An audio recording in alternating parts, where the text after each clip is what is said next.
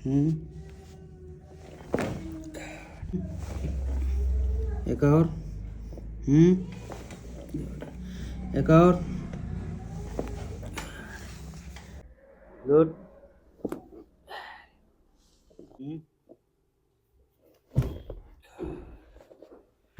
पूरा आगे बिना घुटना मोड़े।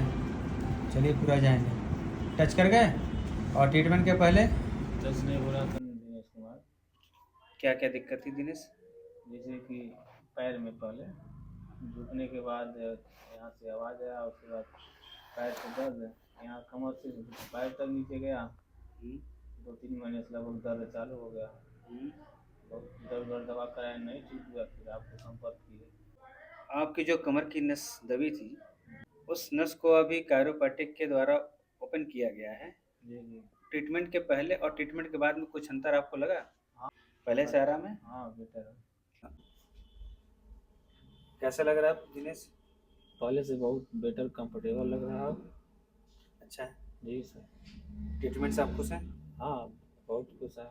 अगर आप किसी को आप नज़र में ज़रूरत होगी तो क्या रिकमेंड करेंगे आप? आप क्यों, हाँ एकदम बिल्कुल रिकमेंड करेंगे, साथ में लेके आएंगे उसको।